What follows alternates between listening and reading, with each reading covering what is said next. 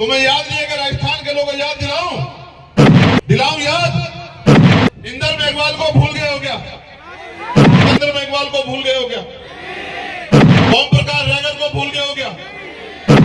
साहब कहा करते थे कि वोट पंजे वालों को दोगे तो वो ताकतवर को अपने बेटों को आगे बढ़ाएंगे, तुम्हारे बेटों को क्यों आगे बढ़ाएंगे? तुम्हें कि आज मैंने रानी का पेट चीर दिया, आज के बाद राजा जो है वो बैलेट बॉक्स से तैयार होगा, आपकी वोट से तैयार होगा।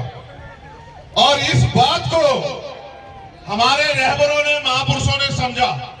मान्यवर काशीराम साहब गांव गांव गली गली गए और 4200 किलोमीटर की यात्रा करके अपने समाज को वोट की शक्ति समझाने का काम किया। अगर समाज समझदार होता तो जिस दिन बाबा साहब अम्बेडकर ने वोट का अधिकार दिया था उसी दिन वो राजा बन जाता, उसी दिन वो राज सत्ता पे काबिज हो जाता। लेकिन क्योंकि समाज समझदार नहीं है, इसलिए इतने रहबरों को अपना घर बार, अपना परिवार, अपना सुख चैन छोड़ के समाज को जगाने के लिए निकलना पड़ा। आज भी हालात वही हैं। हमने अपनी वोट के ताकत को नहीं समझा, अपनी वोट की वैल्यू को नहीं समझा। हमारी वोट पे दूसरे लोग राज कर रहे हैं। उन्होंने नारा दिया कि वोट हमारा, राज तुम्हारा, नहीं चलेगा, नहीं चलेगा। आज भी वोट इस देश के कमजोर शोषित वर्ग के पास है, लेकिन राज किनका है? जिन लोगों के पास साथ हम हजारों साल से पीड़ित थे, उन्हीं का राज भी आज इस व्यवस्था पे है।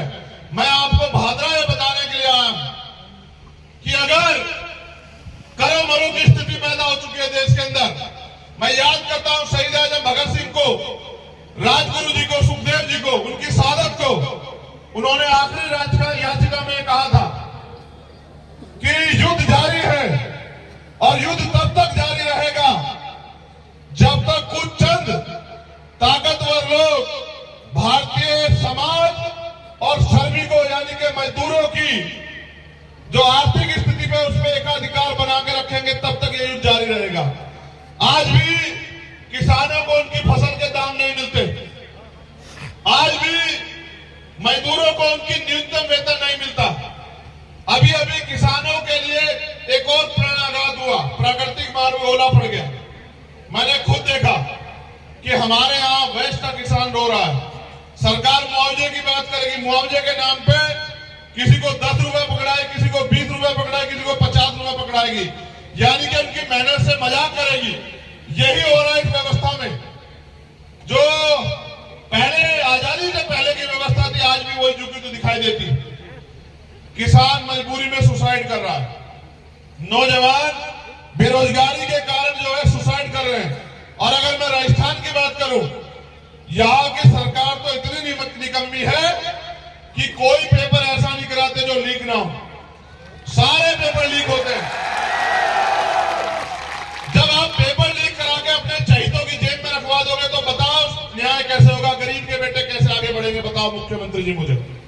जब आप सीएचए की भर्ती वाले बच्चों को, जब वो आंदोलन करने जाते हैं, उनको लाठियों से पीटने का काम करते हो, उनको जेल में बंद करने का काम करते हो, तो फिर न्याय कैसे होगा?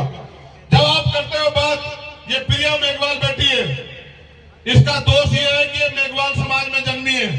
जब हमने इसकी बात करी तब सबकी आंख खुली।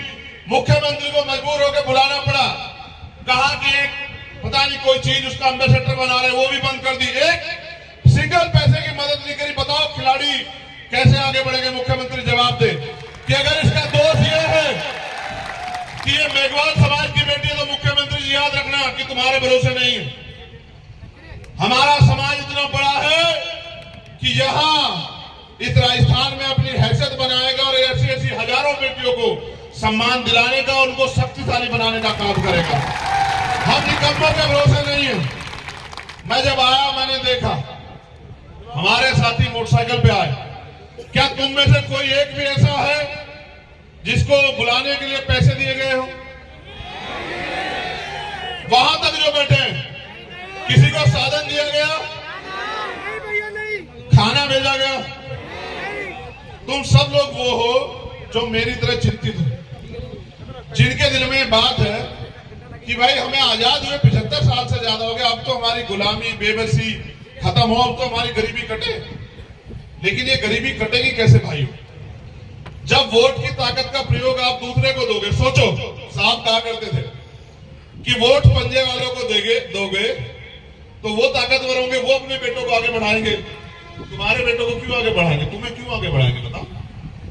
वोट अगर तुम उनको दोगे तो तुम ताकतवर कैसे हो सकते हो? बताओ जरा मुझे। तुम्हें याद नहीं है कि राजस्थान के लोगों याद दिलाऊं याद? इंदर मेघवाल को भूल गए हो क्या? अभी 15 तारीख, अभी मैं भूला नहीं वो खून के आंसू, जितेंद्र मेघवाल को भूल गए हो क्या? ओम प्रकाश रैगर को भूल गए हो क्या? जब उनका परिवार मुझसे मिलता है, तीनों का परिवार, तो जैसे गले लगा के चिंगाड़ कर होता। बताओ उनको क्या जवाब दूं कि मेरा समाज गुलामी छोड़ना नहीं चाहता? क्या जवाब दूं उनको? बताओ क्या जवाब दूं इंदर मेघवाल के पिताजी को, जिसपे उसके बाद भी हमला हुआ उसके चाचा पे, और मुख्यमंत्री तमाशा देख रहा था बैठ के? बताओ क्या जवाब दूं जितेंद्र मेघवाल को कि सरकार ने जो वादा किया वो वादा पूरा नहीं किया, सिर्फ मुंह रखने में मेरे भाई की हत्या हुई। आज भी वो परिवार है सुरक्षा के माहौल में, उनके लाइसेंस अब बने 1 साल बाद। बताओ क्या जवाब दो ओम प्रकाश रैगर को कि जिसने उससे उसकी जान छीन ली, उसको जेल नहीं भेजा, मुख्यमंत्री ने उसको बचाने का काम किया। इस सरकार के भरोसे लड़ोगे? इनको रहनुमा मानते हो? इनसे उम्मीद करते हैं ये तुम्हारी गुलामी बेबसी काटेंगे? एक जानवर के आगे से भी उसका खाना भोजन हटाओगे वो भी रिएक्शन कर देगा। कुत्ता देखा है नहीं देखा है? कुत्ता पालते भी होंगे तुम लोग। कुत्ते के आगे से कभी भोजन उठा के देखना, क्या करेगा पता है तुम्हें? वो क्या करेगा? तुम्हारे सारे अधिकार ये सरकारें छीन ले रही है। मेरे गुलाम भोले भाले गुलाम बने हुए समाज के लोगों, अपने बारे में सोचो तो सही। कौन सोचेगा तुम्हारे बारे में?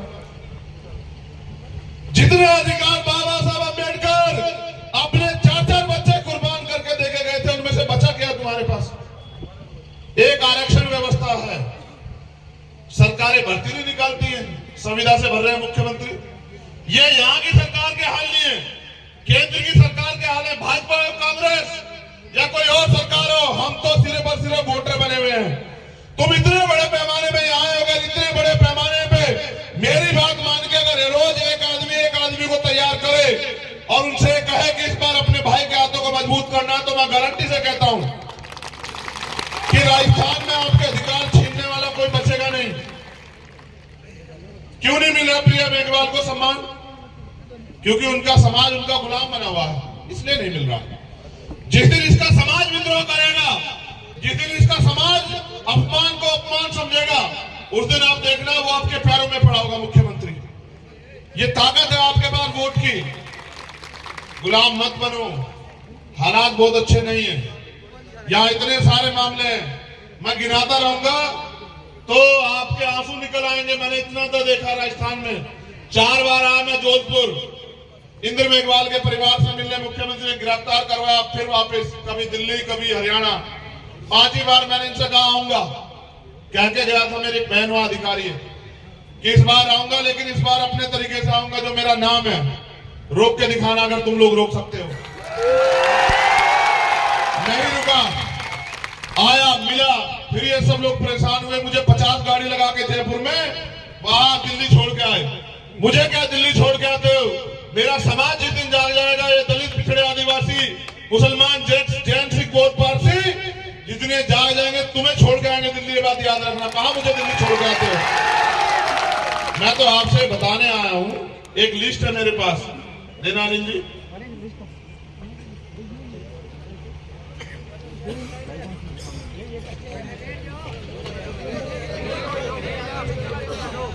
ये यहाँ के एक मामलों की लिस्ट है मेरे पास, हमारे साथियों ने दी है बना के। मैं इसलिए वो कर रहा हूं क्योंकि इंटेलिजेंस के लोग भी यहाँ, एडमिनिस्ट्रेशन के भी हैं, मीडिया के भी हैं, शायद हमारी बात को उठा दें, और हो सकता है कान में से रूई निकाल के मुख्यमंत्री जी सुन लें। सुनना उनना तो है नहीं। देखो, जाल साजों के चक्कर में मत आना। अब सिलेंडर भी देंगे, अब राशन भी देंगे, 4.5 साल नहीं दिखे। अब चुनाव आ रहा है, सब देंगे। अब आपके पैर भी धोएंगे, आपके पैर भी पकड़ेंगे, आपके जूतों के फीते भी बांधेंगे, क्योंकि अब आपकी जो सबसे बड़ी ताकतवर, जो करोड़ों रुपए से ताकतवर है, आपकी वोट वो छीननी है ना आपसे, उसको चुराना है ना, उसको लूटना है ना। उसको लूट के अपनी ताकत बना के अपनी खाल में उतारेंगे 5 साल। ये भी इसके लिए भी तैयार है ना मेरे लोगों।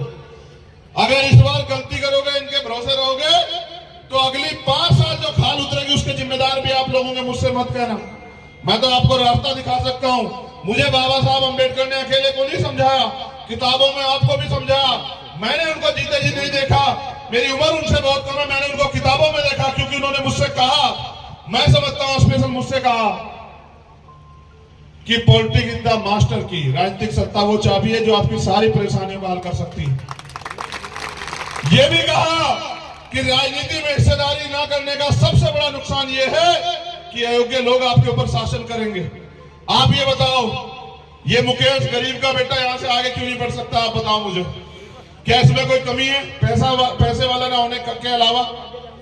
बताओ, ये गरीब का बेटा आगे बढ़ सकता है नहीं बढ़ सकता? बताओ, हाथ उठा के बताओ, ऐसे ही चलेगा? बढ़ सकता है नहीं बढ़ सकता है?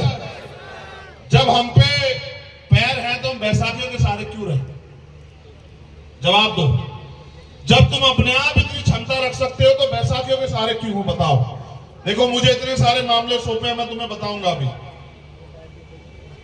कालूराम मेघवाल को झूठे मर्डर केस में फंसाया गया।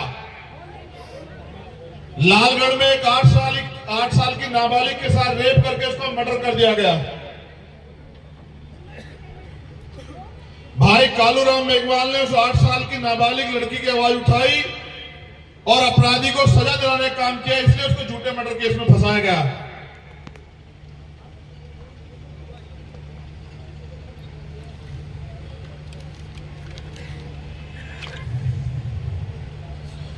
किसानों की कुछ समस्याएं गौर करना, मीडिया के साथी भी यहां हैं।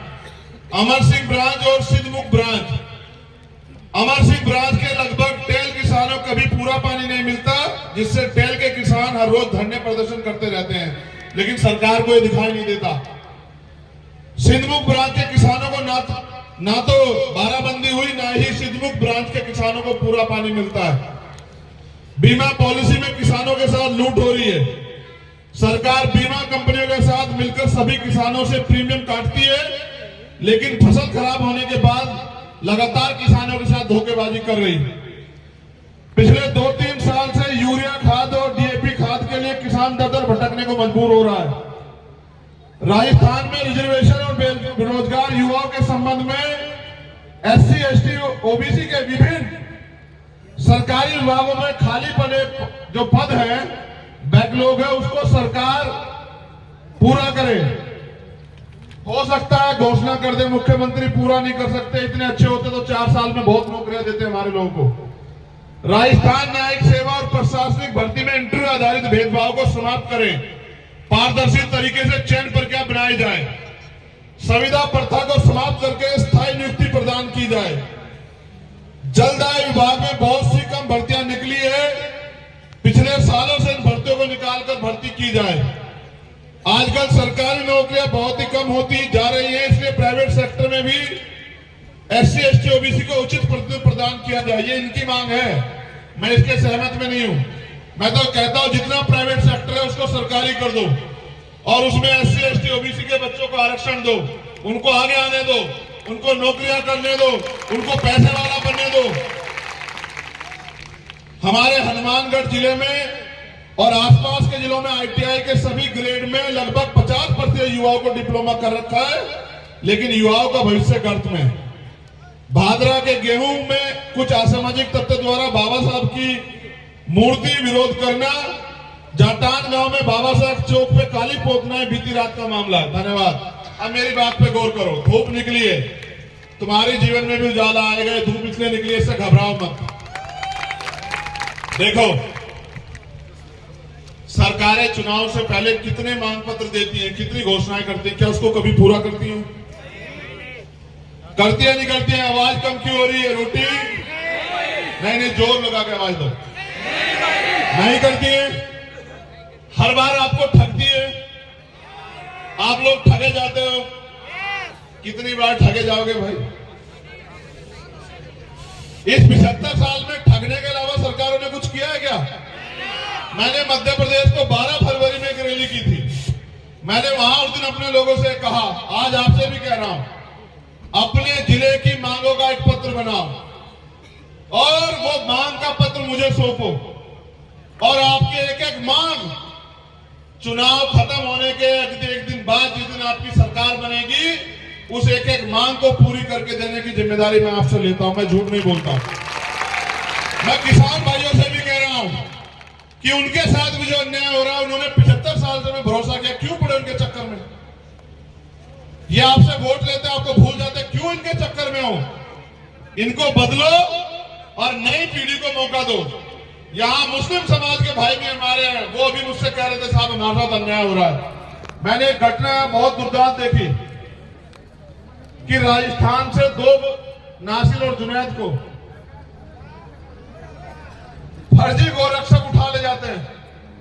पुलिस की मौजूदगी में, सरकार की मौजूदगी में इनके आंख के नीचे उठा ले जाते हैं, उनको पीटते हैं, इतना पीटते हैं कि वो मरना हालात हो जाते हैं, फिर उनको जिंदा जला देते हैं।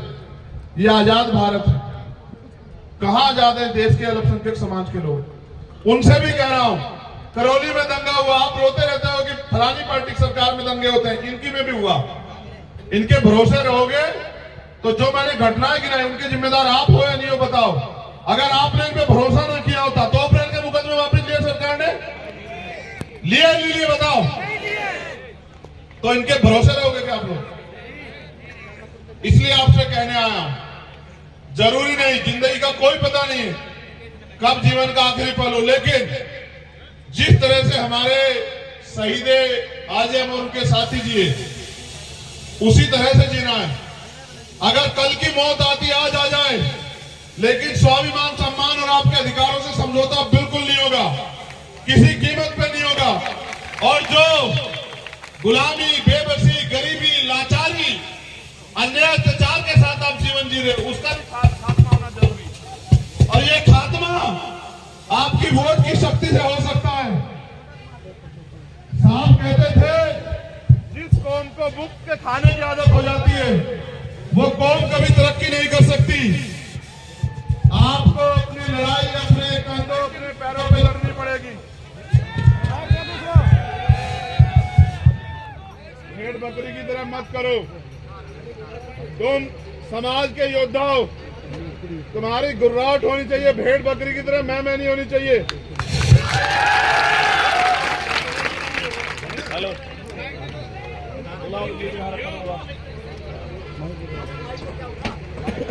मेरी आवाज कहां तक आ रही है बताओ? सुनो,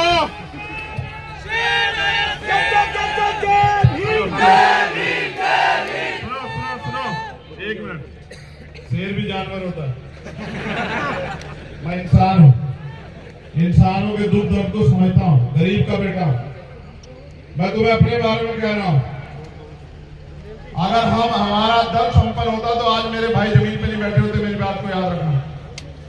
अगर हमारा दल संपन्न होता तो यहाँ टेंट लगा होता पूरा बड़ा, एसी लगे होते उसमें कि तुम्हें गर्मी ना लगे, और बढ़िया कुर्सी बिछी होती।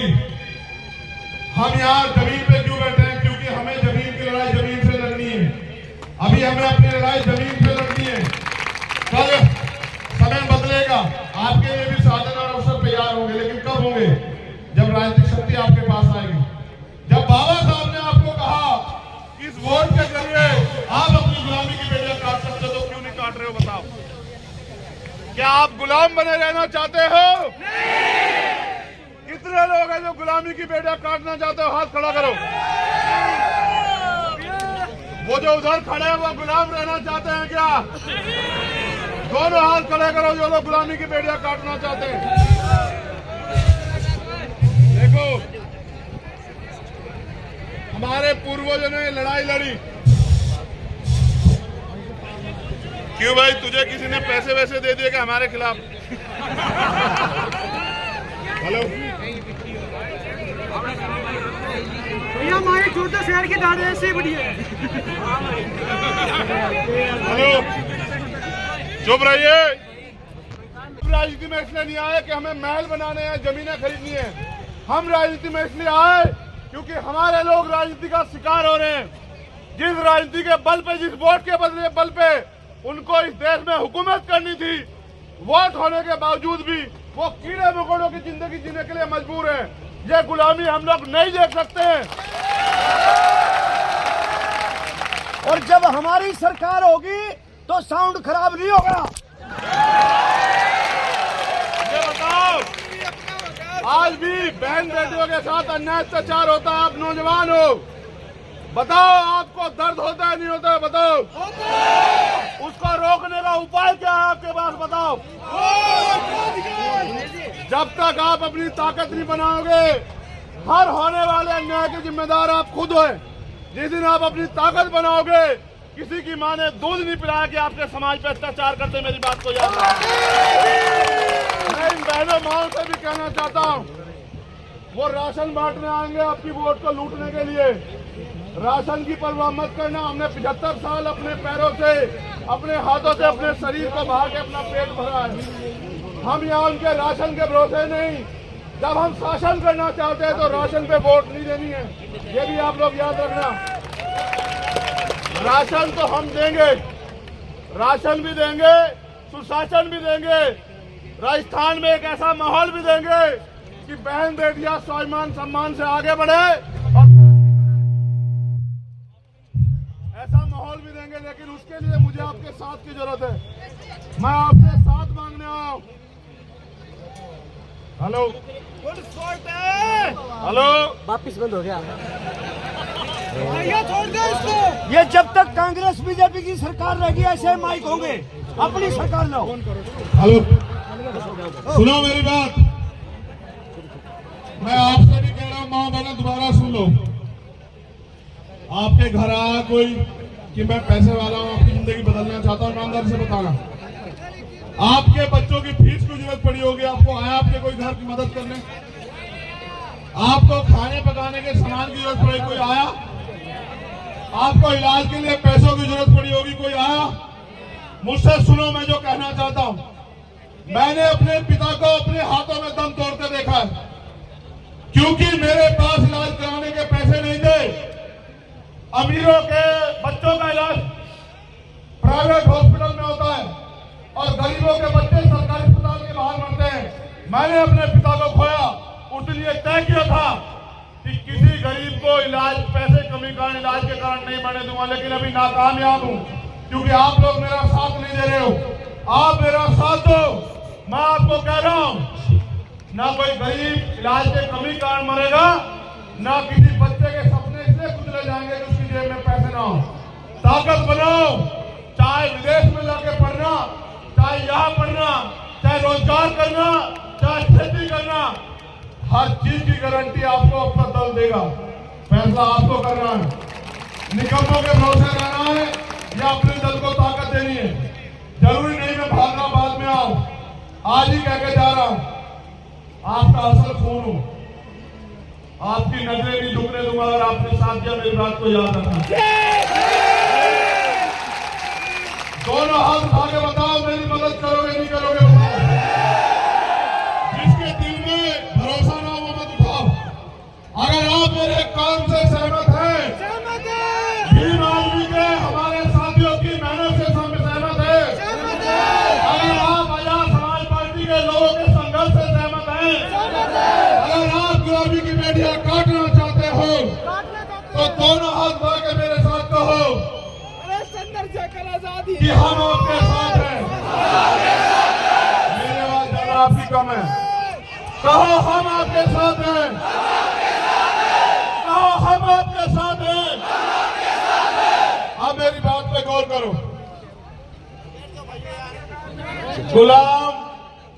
गुलाम होते हैं।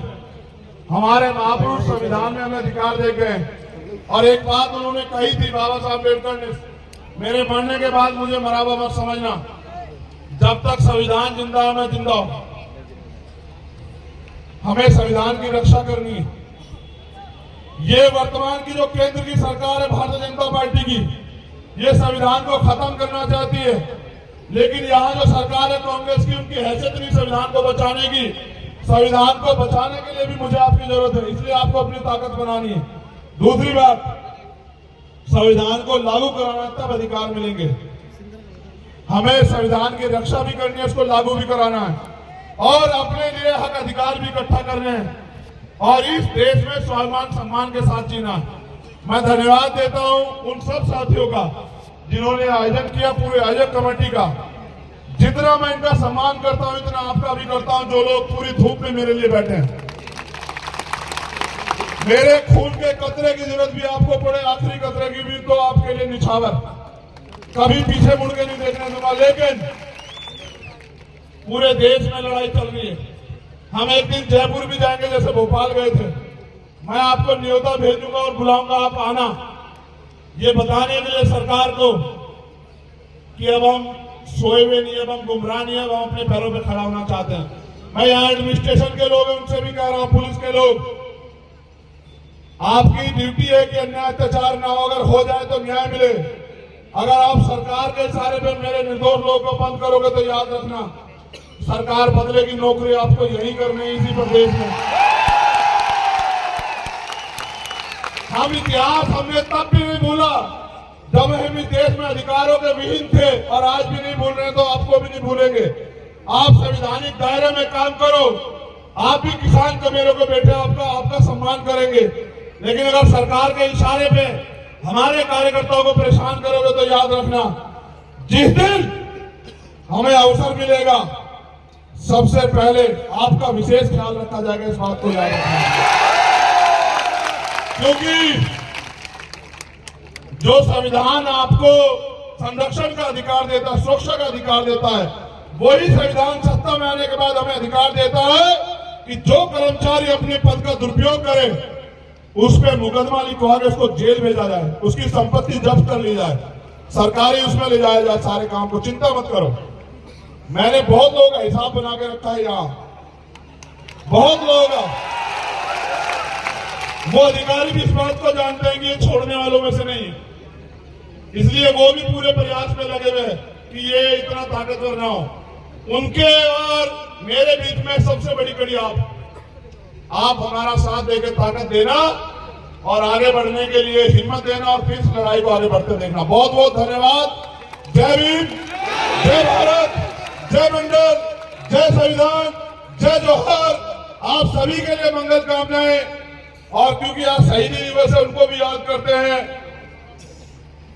कि बहुत खुशनसीब होता है वो लहू जो देश के काम आता है। बहुत आओ झुककर नमन करें उनको, आओ झुककर नमन करें उनको। बहुत कम के हिस्से में ये मकाम आता है और बहुत खुशनसीब होता है वो लहू जो इस देश के काम आता है। हमारे शहीदों का नमन। उन्होंने सपने देखे थे कि जब देश आजाद होगा तो देश में रहने वाले लोग भी आजाद होंगे। उनके सपनों का भारत अभी नहीं बना, स्पेशली शहीद आजम सरदार भगत सिंह के सपनों का भारत नहीं बना, वो भी बनाना है। उस भारत को बनाना है, उसके लिए संघर्ष करेंगे। तो इसलिए धन्यवाद।